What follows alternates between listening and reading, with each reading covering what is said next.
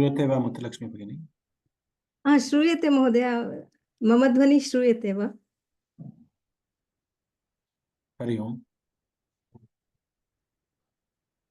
राम राम राम महोदय, श्रूयते वा मम ध्वनिः? इदं सम्प्रति श्रूयते। भवती वदति वा अद्य? आं महोदय, वदामि। येनाक्षरसमाम्नायमधिगम्य महेश्वरात् कृत्स्नं व्याकरणं प्रोक्तं तस्मै पाणिनये नमः। येन धौता गिरः पुंसां विमलैः शब्दवारिभिः तमश्चाज्ञानजं भिन्नं तस्मै पाणिनये नमः। वाक्यकारं वररुचिं भाष्यकारं पतञ्जलिं पाणिनिं सूत्रकारं च प्रणतोऽस्मि मुनित्रयम्। शब्दानुशासनम् अथ पाणिनीयसूत्रपाठे द्वितीयाध्याये तृतीयः पादः। अनभिहिते अनभिहिते अनभिहिते कर्मणि द्वितीया कर्मणि द्वितीया कर्मणि द्वितीया तृतीया च होश्छन्दसि तृतीया च होश्छन्दसि तृतीया च होश्छन्दसि तृतीया च होश्छन्दसि अन्तरान्तरेण युक्ते अन्तरान्तरेण युक्ते अन्तरान्तरेण युक्ते कालाध्वनोरत्यन्तसंयोगे कालाध्वनोरत्यन्तसंयोगे कालाध्वनोरत्यन्तसंयोगे अपवर्गे तृतीया अपवर्गे तृतीया अपवर्गे तृतीया सप्तमी पञ्चम्यौकारकमध्ये सप्तमी पञ्चम्यौकारकमध्ये सप्तमी पञ्चम्यौकारकमध्ये कर्म प्रवचनीययुक्ते द्वितीया कर्म प्रवचनीययुक्ते द्वितीया कर्म प्रवचनीययुक्ते द्वितीया यस्मादधिकं यस्य चेश्वरवचनं तत्र सप्तमी यस्मादधिकं यस्य चेश्वरवचनं तत्र सप्तमी यस्मादधिकं यस्य चेश्वरवचनं तत्र सप्तमी पञ्चम्यपां परिभिः पञ्चम्यपां परिभिः पञ्चम्यपां परिभिः प्रतिनिधिप्रतिदाने च यस्मात् प्रतिनिधिप्रतिदाने च यस्मात् प्रतिनिधिप्रतिदाने च यस्मात् गत्यर्थकर्मणि द्वितीया चतुर्थ्यौ चेष्टायामनध्वनि गत्यर्थकर्मणि द्वितीया चतुर्थ्यौ चेष्टायामनध्वनि गत्यर्थकर्मणि द्वितीया चतुर्थ्यौ चेष्टायामनध्वनि चतुर्थी सम्प्रदाने चतुर्थी संप्रदाने चतुर्थी संप्रदाने क्रियार्थोपपदस्य च कर्मणि स्थानिनः क्रियार्थोपपदस्य च कर्मणि स्थानिनः क्रियार्थोपपदस्य पदस्य च कर्मणि स्थानिनः तुमर्थाच्च भाववचनात् तुमर्थाच्च भाववचनात् तुमर्थाच्च भाववचनात् नमस्वस्ति स्वाहा स्वधालो वषड्योगाच्च नमः स्वस्ति स्वाहा स्वधालं वषड्योगाच्च नमः स्वस्ति स्वाहा स्वधालं वषड्योगाच्च मन्यकर्मण्यनादरे विभाषा प्राणिषु मन्यः कर्मण्यनादरे विभाषा प्राणिषु मन्यः कर्मण्यनादरे विभाषा प्राणिषु कर्तृकरणयोस्तृतीया कर्तृकरणयोस्तृतीया कर्तृकरणयोस्तृतीया सह युक्ते प्रधाने सहयुक्ते प्रधाने सहयुक्ते प्रधाने येनाङ्गविकारः येनाङ्गविकारः येनाङ्गविकारः इत्थं भूतलक्षणे इत्थं भूतलक्षणे इत्थं भूतलक्षणे संयोन्यतरस्यां कर्मणि सन्योन्यतरस्यां कर्मणि सन्योन्यतरस्यां कर्मणि हेतौ हेतौ हेतौ अकर्तरिणे पञ्चमी अकर्तर्यिणे पञ्चमी अकर्तर्यिणे पञ्चमी विभाषागुणे स्त्रियां विभाषागुणे स्त्रियां विभाषागुणे स्त्रियां षष्ठी हेतुप्रयोगे षष्ठी हेतुप्रयोगे षष्ठी हेतुप्रयोगे सर्वनाम्नस्तृतीया च सर्वनाम्नस्तृतीया च सर्वनाम्नस्तृतीया च अपादाने पञ्चमी अपादाने पञ्चमी अपादाने पञ्चमी अन्यारादितरर्थे दिक्शब्दाञ्चूत्तरपदा जाहि युक्ते अन्यारादितर इतरेर् अन्यारादितरर्थे अन्यारादितरर्थे अन्यारादितरर्थे दिक्शब्दाञ्चूत्तरपदा जाहि युक्ते दिक्शब्दाञ्चूत्तरपदा जाहि युक्ते दिक्शब्द दिक्शब्दान् दिक्शब्दाञ्चूत्तरपदा जाहि युक्ते षष्ट्यतसर्थप्रत्ययेन षष्ट्यतसर्थप्रत्ययेन षष्ट्यतसर्थप्रत्ययेन येन पाद्वितीया एनपाद्वितीया एनपाद्वितीया पृथग्विनानाभिस्तृतीयान्यतरस्याम् पृथग्विना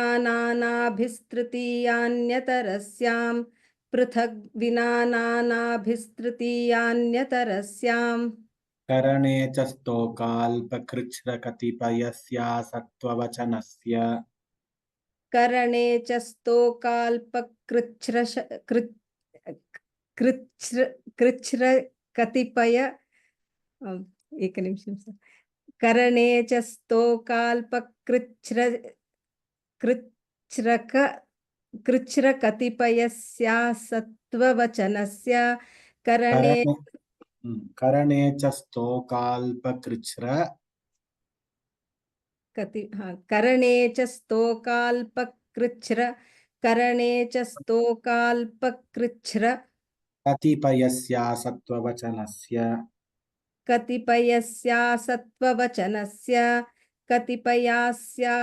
कतिपयस्यासत्त्ववचनस्य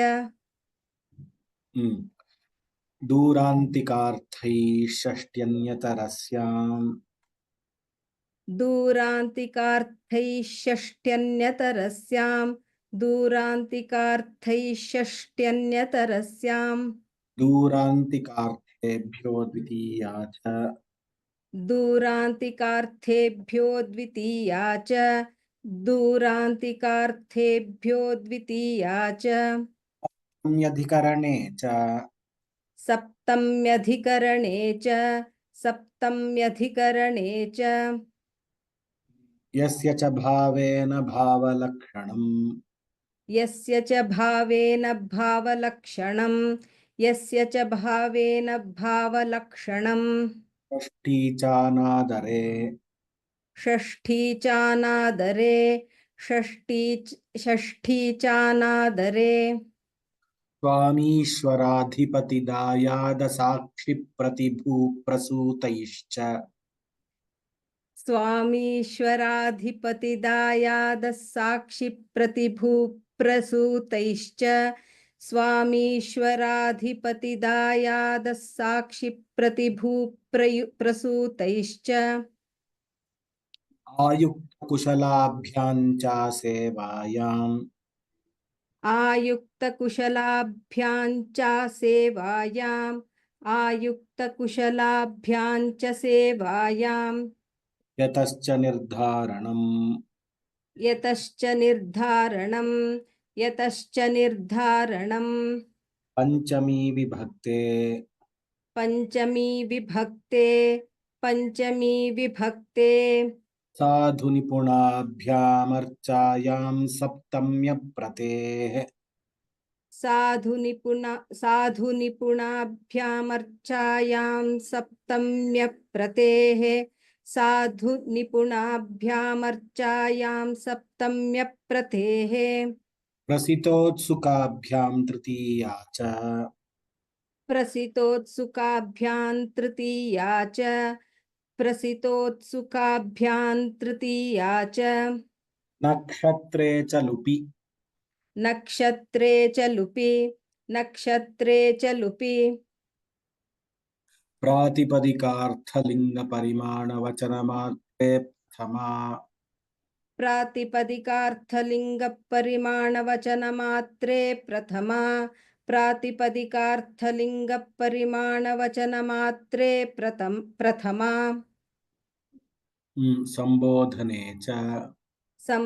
संबोधने च संबोधने च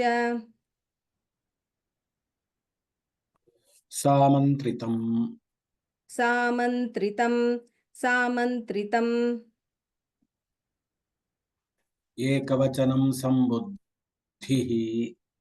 एकवचनं सम्बुद्धिः एकवचनं सम्बुद्धिः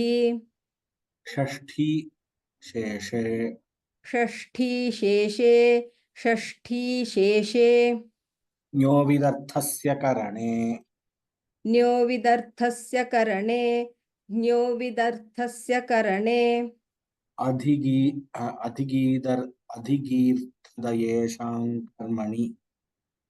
अधिगीर्धयेषां कर्मणि अधिगीर्धयेषां कर्मणि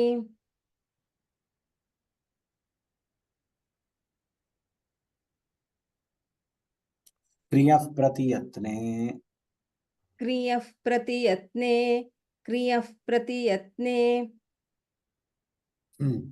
रुजार्थानां भाववचनानामज्वरेः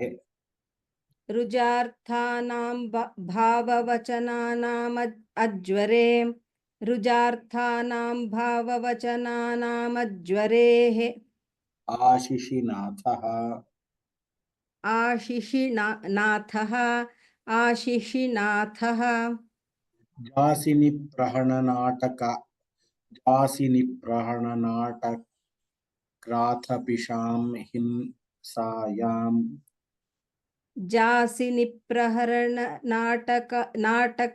जासिनिप्रहणनाटक्राथपिशां हिंसायां नाटक्राथपिशां हिंसायां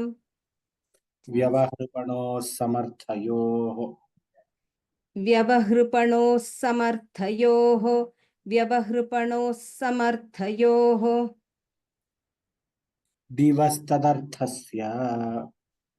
दिवस्तदर्थस्य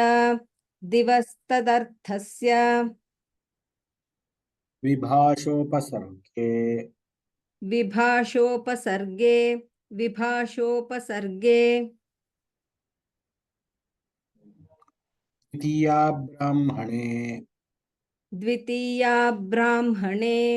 द्वितीया ब्राह्मणे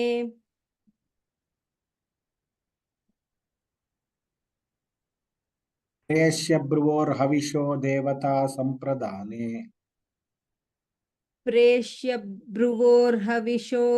देवता संप्रदाने प्रेष्य ब्रुवोर्हविषो देवता संप्रदाने चतुर्थ्यर्थे बहुलं छन्दसि चतुर्थ्यर्थे बहुलं छन्दसि यजेश्च करणे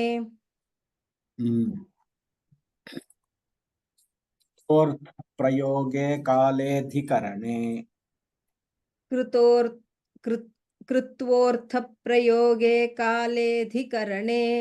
कृत्वोऽर्थप्रयोगे कालेऽधिकरणे कर्तृकर्मणोः कृति कर्तृकर्मणोः कृतिः कर्तृकर्मणोः कृति उभयप्राप्तौ कर्मणि उभयप्राप्तौ कर्मणि उभयप्राप्तौ कर्मणि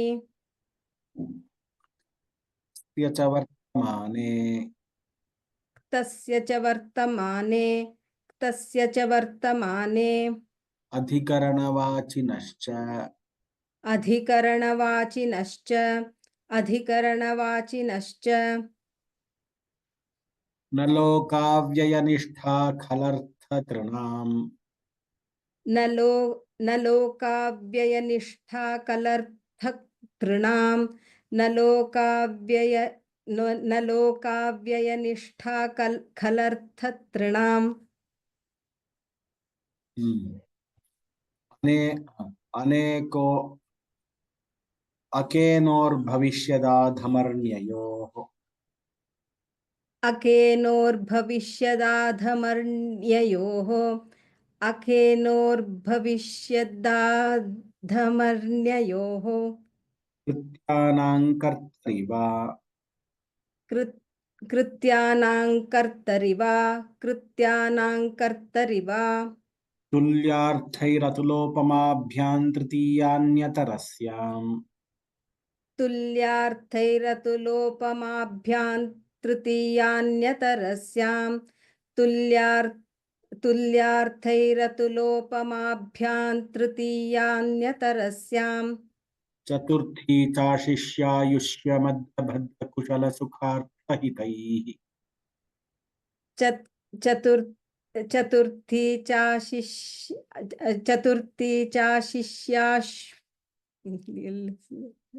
चतुर्थी चाशिष्यायुष्य चतुर्थी चाशिष्यायुष्य चतुर्थी चाशिष्यायुष्य मद्रभद्रकुशल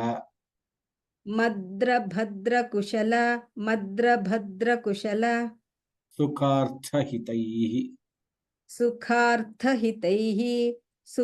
सुखार्थहितैः धन्यवादः भगिनी अनभिहित इत्थं यतश्च प्रेष्य ब्रुवोस्त्रयोदश अनभिहित इत्थं यतश्च प्रेष्य भ्रुवोस्त्रयोदश अनभिहित इत्थं यतश्च प्रेष्य भ्रुवोस्त्रयोदश इति पाणिनीयसूत्रपाठे द्वितीयाध्याये तृतीयः पादः इति पाणिनीयसूत्रपाठे द्वितीयोऽध्याये तृतीयः पादः इति पाणिनीयसूत्रपाठे द्वितीयाध्याये तृतीयः पादः धन्यवादः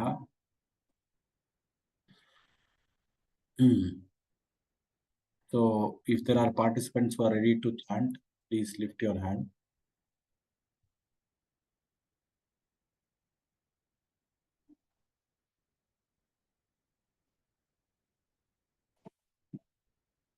We have already chanted Prathama practice first Adhyaya, fourth pada. Second Adhyaya, first pada we have done. Second Adhyaya, second pada also. One day we did a small one. Anybody wishing to do second Adhyaya, third pada, that is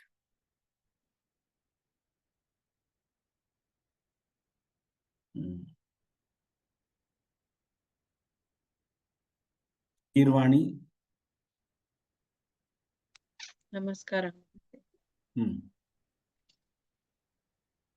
अदृष्ट्वा न वक्तुं शक्नोमि दृष्ट्वा एव वक्तुं शक्नोमि अस्तु दृष्ट्वा वदतु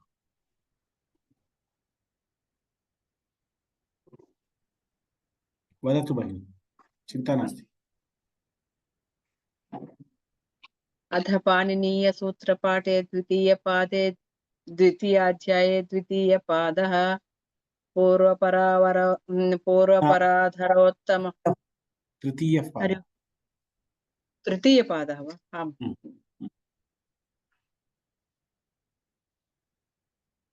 अथ पाणिनीयसूत्रपाठे द्वितीयाध्याये तृतीयपादः अनभिहिते कर्मणि द्वितीया तृतीया च हेषश्छन्दसि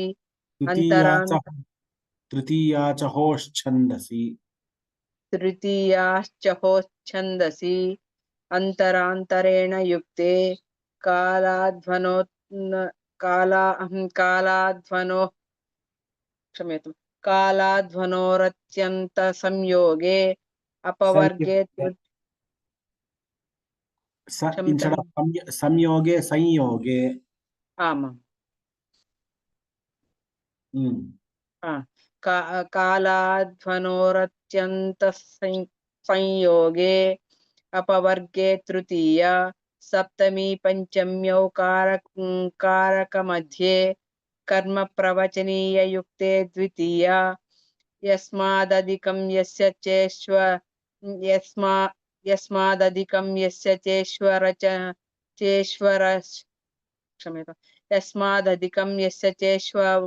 चेश्वरवचनं तत्र सप्तमी पंचम्य प्राङ्परिभिः प्रतिनिधि प्रतिदाने च यस्मात् गत्यर्थकर्मणि द्वितीया चतुर्थ्यो चेष्टायमानध्वनि चतुर्थी संप्रदाने क्रियार्थोपपदस्य च कर्मणि स्थानिनः तुमद्धा च भाववचनात् नमः स्वस्ति स्वाहा स्वधालं वशयोगाच्च मन्यकर्मण्यनादारे विभाषा प्राणिषु कर्तृकरणयोस्तृतीया सह युक्तो प्रधाने येनाङ्विकारः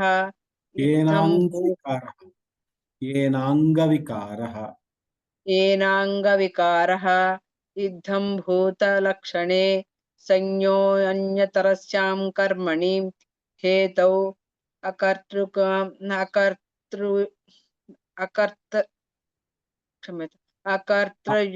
अकर्तृणो पंचमी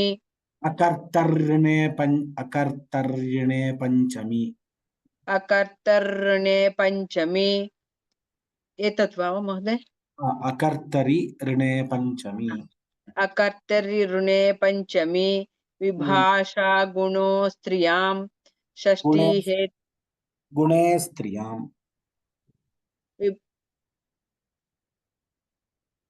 विभाषा गुणे स्त्रियां अस्त्रियाम् इति वक्तव्यं सन्धि भवती गुणो स्त्रियाम् इति उक्तवती अहं गुणे क्षम्यतां विभाषा गुणे स्त्रियां षष्ठी हेतु प्रयोगे सर्वनाम्नास्तृतीया च अपादाने पंचमी अन्य आरात् इतरऋते दिक्शब्द अंचुर उत्तरपदा आहियुक्ते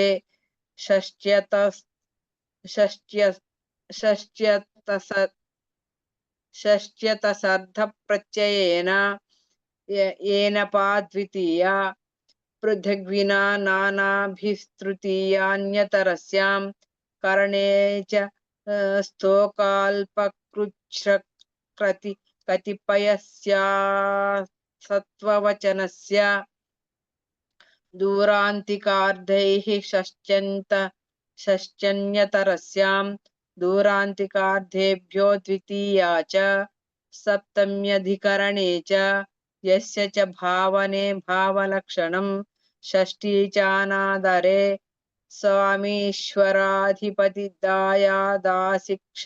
दासाक्षि प्रतिभूप्रसूतैश्च आयुक्त कुशलाभ्यां चासेवायां यतश्च निर्धारणं पंचमी विभक्ते साधु निपुणाभ्यामाचार्यां सप्तम्यप्रतेः प्रसितोत्सुकाभ्यां तृतीया च नक्षत्रे च लुपि प्रातिपदिकार्थलिंग परिमाणवचनमात्रे प्रथमा संबोधने च सामन्त्रितं एकवचनं सम्बुद्धिः षष्ठी शेषे ज्ञो विदर्धस्य करणे अधिगर्धदयोषां कर्मणि कुर्यः प्रतियत्ने रुजार्थानां भाववचना रुजर्धानां भाववचना नाम ज्वरेः आशिषिनादः जासिनि धन्यवादः महोदय। धन्यवादः। यः कोऽपि अन्यः वदति वा? हेमावती शङ्कर।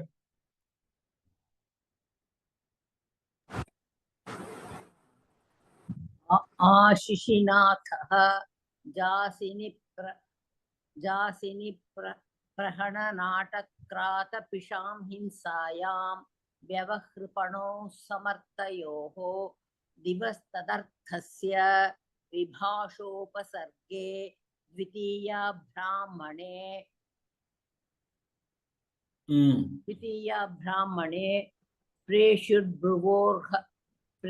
प्रेष्यभ्रुवोर्ह विशो देवता संप्रदाने चतुर्थ्यर्थे बहुलं छन्दसि यजेश्चकरणे कृत्वोऽर्थप्रयोगे कालेऽधिकरणे कर्तृकर्मणोः कृति उभयप्राप्तौ कर्मणि तस्य च वर्तमाने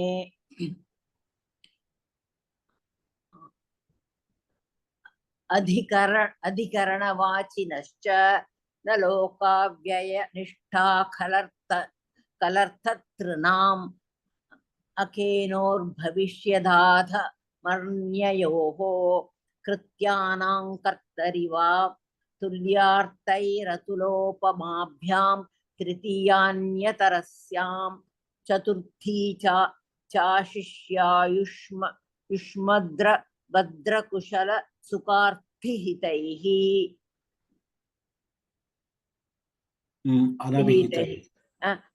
अनभिहित इत्थं यतश्च प्रेष्य भ्रुवोस्त्रयोदश इति पाणिनीयसूत्रपाठे द्वितीयाध्याये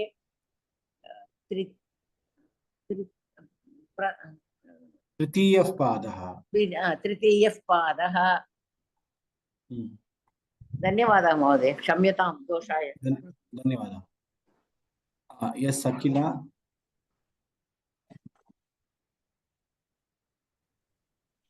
नमस्ते महोदय। नमस्ते।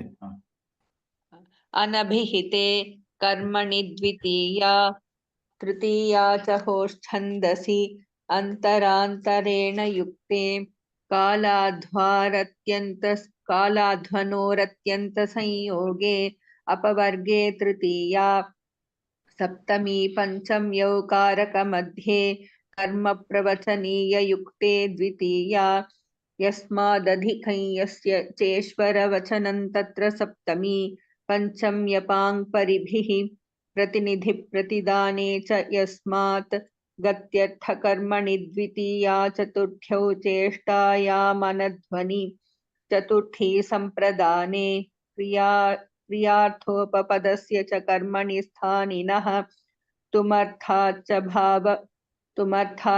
भाववचनात् नमस्वरित स्वाहा स्वधालं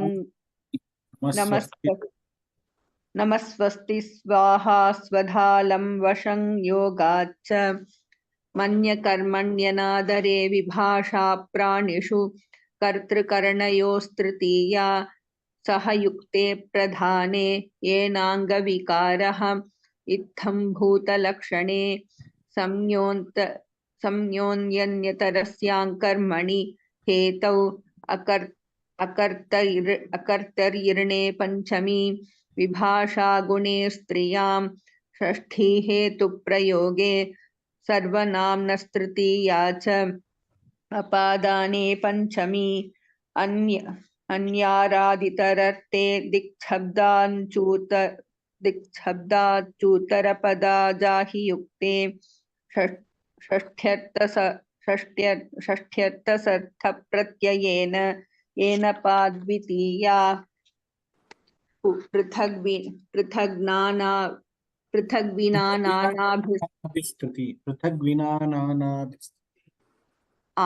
पृथग्विना नानाभिस्तृतीयान्यतरस्यां करणे च स्तोकाल्पकृच्छ्रकतिपयस्या सत्त्ववचनस्य दूरान्तिकार्थे षष्ठ्यन्यतरस्यां दूरान्तिकार्थेभ्यो द्वितीया च सप्तम्यधिकरणे च यस्य च भावेन भावलक्षणं षष्ठी चानादरे स्वामीश्वराधिपतिदायादसाक्षिप्रतिभूप्रसूतैश्च आयुक्तकुशलाभ्यां च सेवायां यतश्च निर्धारणं पञ्चमी विभक्ते साधुनिपुणाभ्यामर्चायां सप्तम्यप्रतेः प्रसितोत्सुकाभ्यां तृतीया च नक्षत्रे च लुपि। धन्यवादः अस्तु महोदय, धन्यवादः महोदय।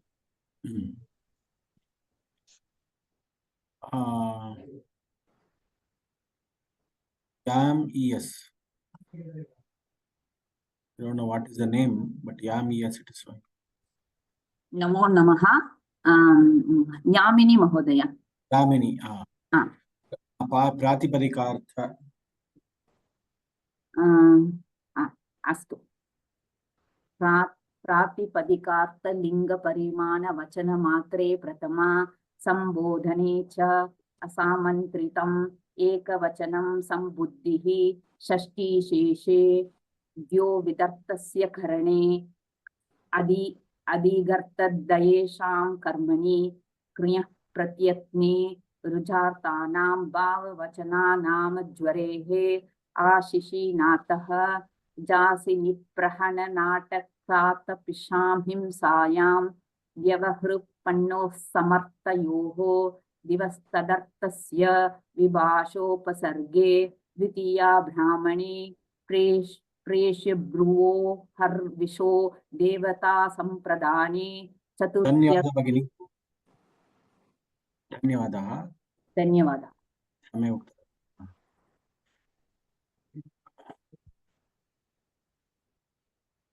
मोहिनी। धन्यवादः। चतुर्थ्यर्थे बहुलं छन्दसि यजेश्चकरणे कृत्वोऽर्थप्रयोगे कालेऽधिकरणे कर्तृकर्मणोः कृति उभयप्राप्तौ कर्मणि तस्य च वर्तमाने अधिकरणवाचिनश्च न लोकाव्ययनिष्ठा खलर्थत्रीणाम् अकेनोर्भवशिष्यदाधमन्ययोः कर्त्यानां कर्तरि वा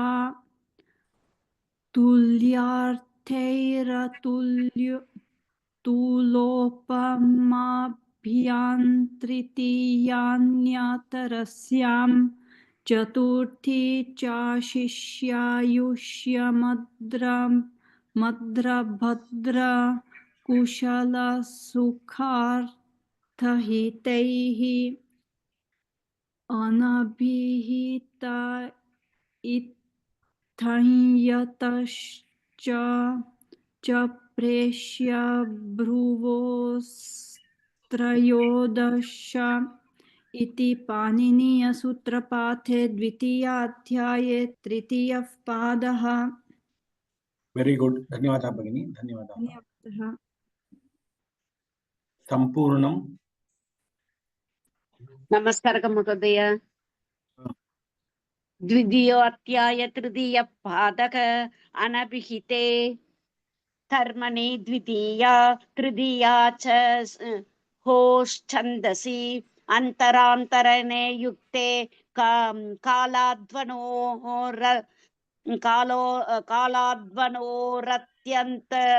संयोगे उपवर्गे तृतीया सप्तमी पंचम्यौ कारक मध्ये कर्म प्रवचनीया युक्ते द्वितीया यस्मादिहं यस्य शेश्वरवचनं तत्र सप्तमी पञ्चम यपाङ्पदिभिः प्रतिनिधिः प्रदिताने च यस्मात् शब्दगत्यर्थकर्मणि द्वितीया चतुर्थयो श्रेष्ठाय मनध्वनि चतुर्थी संप्रधाने उपपदस्य च कर्मणि स्थानिनः तुस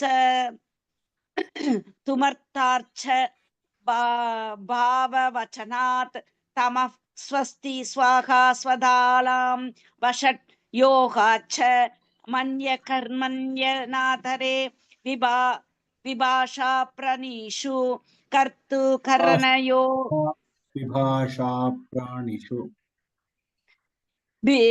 विभाषा प्राणिषु कर्तृकरणयोन् तृतीया सह युक्ते प्रधाने यो येनाङ्गविकारः इत्थं भूतलक्षणे संयोन्यतरस्यां कर्मणि हेतौ अकर्तुर्युणो पञ्चमी विभाषा महोदय अकर्तर्यणे पञ्चमी अकर्तर्युणो पञ्चमी विभाषा गुणे महोदय ऋणे पञ्चमी ऋणे पञ्चमी विभाषा गुणे त्रियां षष्ठी हेतु प्रयोगे सर्वनाम्ना तृतीया च अपादाने पञ्चमी अन्यारादितरर्थे दिक् छन्दामुत्र पदाजागियुक्ते षष्ठी तसर्थ प्रत्ययेन येनया द्वितीया पृथक् विना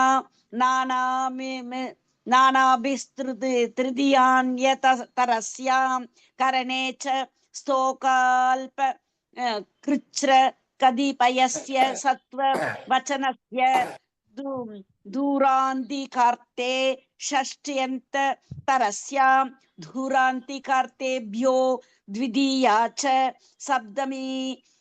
सप्तम्यतिकरणे च यस्य च भावेन भावलक्षणं षष्ठी चानाधरे स्वामीश्वर अस्तु स्वामीश्वराधिपति दयाद साक्षी महोदय क्षम्यतां दायाद क्षम्यतां महोदय दायाद साक्षी प्रदीभू प्रसूदै च आयुक्त कुशलाभ्यां साचेवायां धन्यवादः महोदय. We will call now Arun Kumar is there. Mithila Bhagini. Namaste Mahodaya. Ayukt Kushalabhyam. Your name is this is your mother's idea. No, my name is Mithila. Okay. आयुक्तकुशलाभ्यां च सेवायां यतश्च निर्धारणं पञ्चमे विभक्ते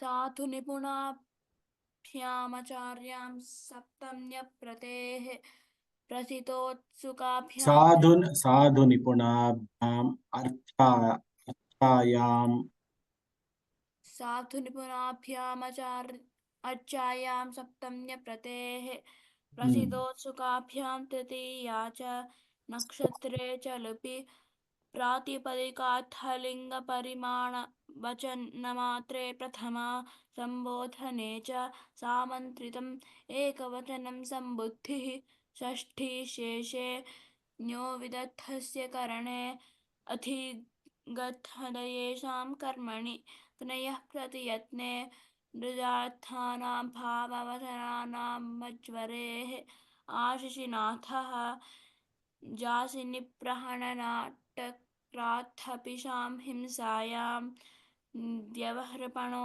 समर्थयोः दिवस्तदर्थस्य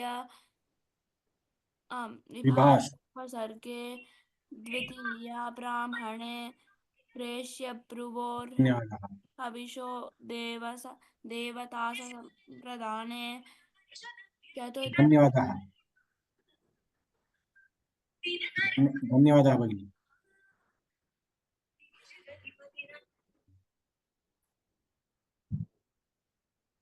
चित्रा भगिनी। नमस्ते महोदय। हम्म। प्रेष्य भ्रुवोर्हविषो देवता संप्रदाने चतुर्थ्यर्थे बहुलं छन्दसि यजेश्चकरणे कृत्वोऽर्थप्रयोगे कालेऽधिकरणे कर्तृकर्मणोः कृति उभयप्राप्तौ कर्मणि तस्य च वर्तमाने अधिकरणवाचिनश्च न लोकाव्ययः निष्ठा खलर्ततॄणाम् अकेनोर्भविष्यदाधमर्ण्ययोः कृत्यानां कर्तरि वा तुल्यार्थैरतुलोपमाभ्यां तृतीयान्यतरस्यां चतुर्थी च शिष्यायुष्य भद्रभद्रकुशलसुखार्थहितैः अनभिहित इत्थं यतश्च प्रेष्य भ्रुवोस्त्रयोदश इति पाणिनीयसूत्रपाठे द्वितीयाध्याये तृतीयः पादः। उत्तमं धन्यवादः।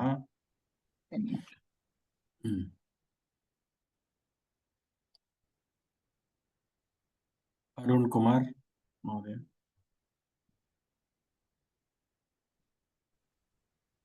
राम महोदय। महोदय अथ पाणिनीयसूत्रपाठे द्वितीयाध्यायस्य तृतीयः पादः अनभिहिते कर्मणि द्वितीया तृतीया च होश्छन्दसि अन्तरान्तरेण युक्ते कालाध्वनोरत्यन्तसंयोगे अपवर्गे तृतीया सप्तमी पंचम्यौकारकमध्ये कर्म प्रवचनीय युक्ते द्वितीया यस्मादधिकं यस्य चेश्वर वचनं तत्र सप्तमी पंचम्यपांग परिभिः प्रतिनिधिः प्रतिदाने च यस्मात् गत्यर्थ कर्मणि द्वितीया चतुर्थ्यौ चेष्टायाम् अनध्वनि चतुर्थी संप्रदाने क्रियार्थोपपदस्य च कर्मणि स्थानिनः तुमर्था च भाववचनात् नमस्वस्ति स्वाहा स्वधालं वषट् योगा च मन्यकर्मण्यनादरे विभाषा प्राणिषु कर्तृकरणयोस्तृतीया सहयुक्ते प्रधाने येनांगविकारः इत्थं भूतलक्षणे सम्योन्यतरस्यां कर्मणि हेतौ अकर्तर्युणे पंचमी विभाषा गुणे स्त्रियां षष्ठी हेतु प्रयोगे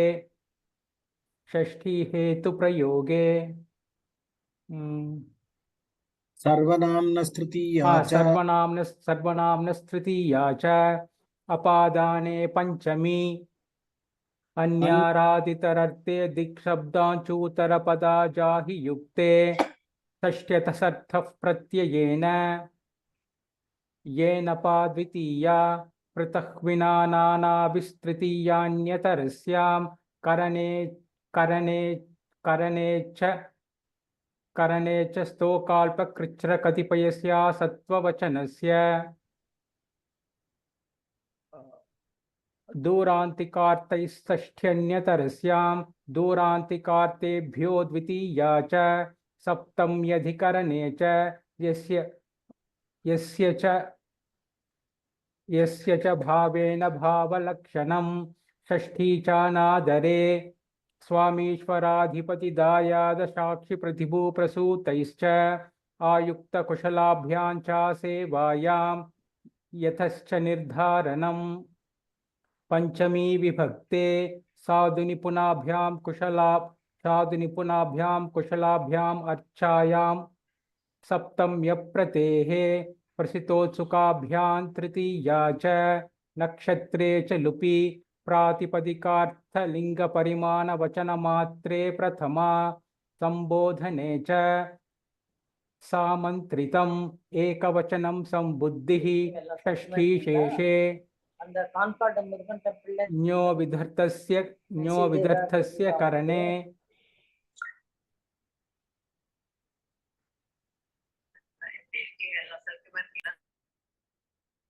वदतु महोदय। By mistake, I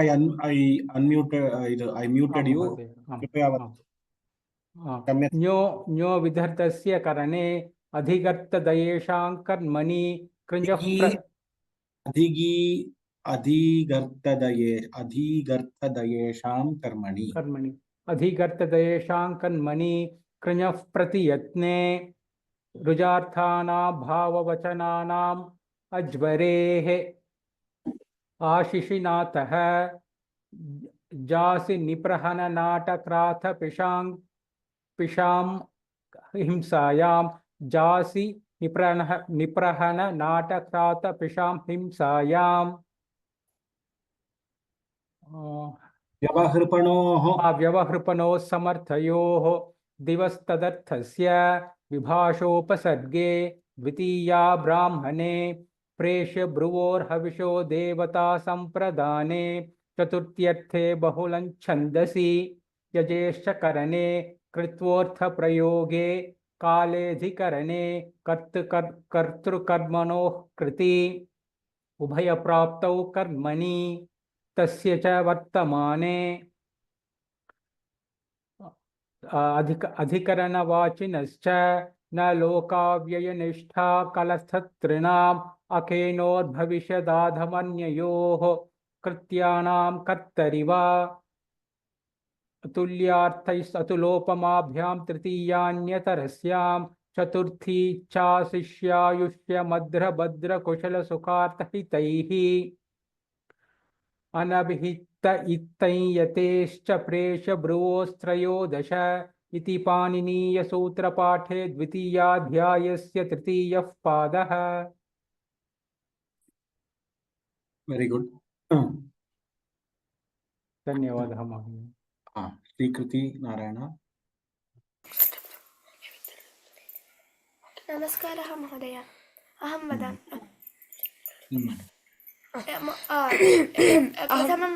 अहं वदामि। अनभिहिते कर्मणि द्वितीया तृतीया च होश्छन्दसि अन्तरान्तरेण युक्ते कालाध्वनोरत्यन्तसंयोगे अपवर्गे तृतीया सप्तमी पञ्चम्यौकारकमध्ये कर्म प्रवचनीययुक्ते तृतीया कर्म प्रवचनीययुक्ते द्वितीया इस्मादधिकय्यस्य चेश्वरवचनं तत्र सप्तमी पञ्चम्यपां परिभिः प्रतिनिधिप्रतिदाने च यस्मात्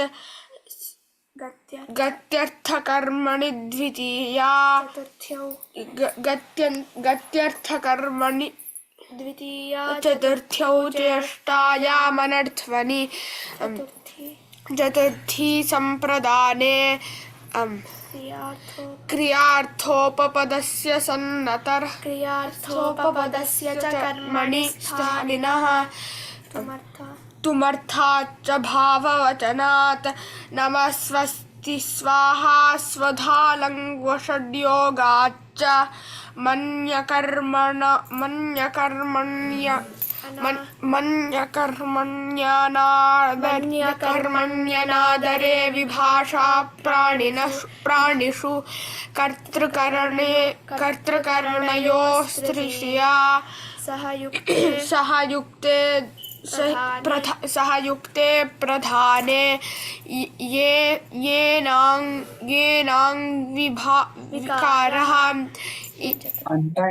विकारः किं महोदय? किञ्चित् सम्यक् अभ्यासं कृत्वा तत्र प्रतिसूत्रं सहायम् अपेक्षितं चेत् कथं भवान् कृतवान् तर्हि पुनः अभ्यासं करोतु। इदानीं स्वीकृति वदतु। अस्तु के- कुत्रतः केवलं स्वीकृति वदतु येनाङ्गविकारः येनाङ्गविकारः इत्थं भूतलक्षणे संज्ञोऽन्यतरस्यां कर्मणि हेतौ अकर्तृर्यणे पञ्चमी विभाषा गुणे स्त्रियां षष्ठी हेतुप्रयोगे सर्वनाम्नस्तृतीया च अपादाने पञ्चमी अन्यारदितर्थे दिक्शब्दाञ्चूत्तरपदाजा हि युक्ते षष्ठ्यतसर्थप्रत्ययेन एनपा द्वितीया पृथग्विनानाभिस्तृतीयान्यतरस्यां करणे तस्तोकाल्पकृच्छ्रकटिपयस्या सत्त्ववचनस्य दूरान्तिकार्थैष्ष्ट्यन्यतरस्यां दूरान्तिकार्थेभ्यो द्वितीया च सप्तम्यधिकरणे च यस्य च भावेन भावलक्षणं षष्ठी चानादरे स्वामीनीश्वराधिपतिदायादसाक्षिण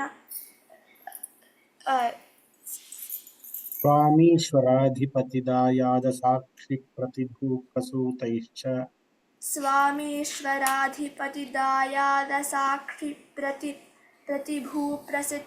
प्रसूतैश्च अयुक्तकुशलाभ्यां चासे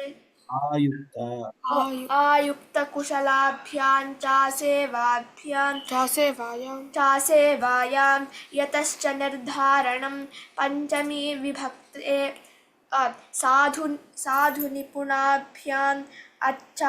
साधुनिपुणाभ्यामच्चायां सप्तम्यप्रतेः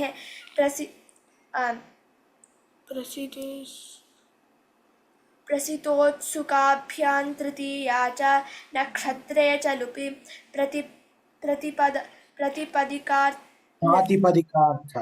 प्रातिपदिकार्थलिङ्गपरिमाणवचनमात्रे प्रथमान् संबोधने च सामन्त्रितम् एकवचनं सम्बुद्धिः षष्ठी शेषे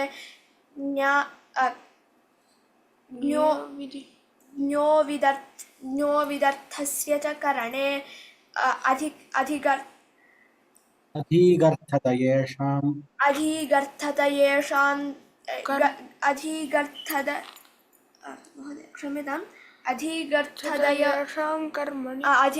अधिगर्थदयेषां कर्मणि संज्ञः प्रतियत्ने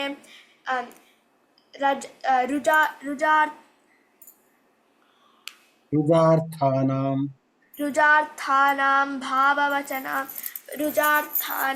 भाववचनानाम् अज्वरेः आशुषिनाथः जासिनिप्रहणनाटक्राथपिशां हिंसायां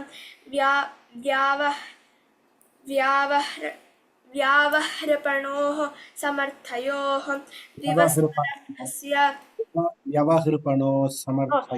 व्यवहृपणोः समर्थयोः दिवस्तदर्थस्य विभाषोपसर्गे द्वितीया ब्राह्मणे प्रोष्यब्रुवोः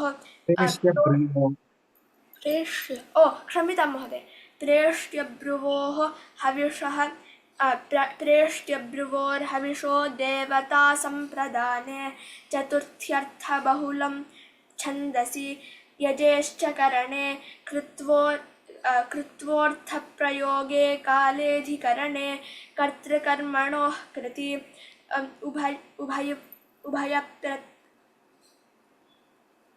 उभयप्राप्तौ कर्मणि तस्य च वर्तमाने अधिकरणवाचिनश्च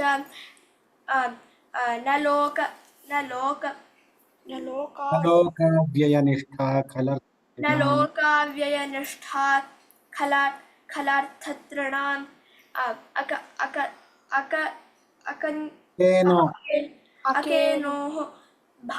अकेनो भविष्यत्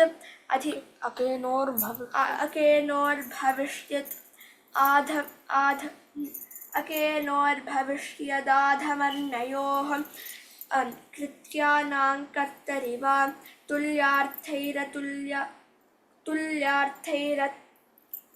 तुल्यार्थैरतुलोपमाभ्यां तृतीयान्यतरस्यां चतुर्थी चाशिष्यायुष्यमद्रभद्रकुशलसुखार्थहितैः अनभिहित इत्थं यतश्च प्रोष्यभ्रुवोस्त्रयोदश इति पाणिनीयसूत्रपाठे द्वितीयाध्याये तृतीयः पादः। बहु अभ्यासः अपेक्षितः भवती अपि अभ्यासं न करोति। प्रोष्यभ्रुवो इति वदति। अस्तु अभ्यासं करोतु सम्यक्। अस्तु महोदय। येनाक्षरसमाम्नायमधिगम्य महेश्वरात् कृष्णं व्याकरणं प्रोक्तं तस्मै पाणिनये नमः। स्वस्ति प्रजाभ्यः परिपालयन्तां न्याय्येन मार्गेण महीमहीता महिषाः गोब्राह्मणेभ्यः शुभमस्तु नित्यं। लोकाः समस्ताः सुखिनो भवन्तु। लोकाः समस्ताः सुखिनो भवन्तु। लोकाः समस्ताः सुखिनो भवन्तु। राम राम राम। सर्वेभ्यः नमस्कारः। राम राम। धन्यवादः महोदय। राम राम राम।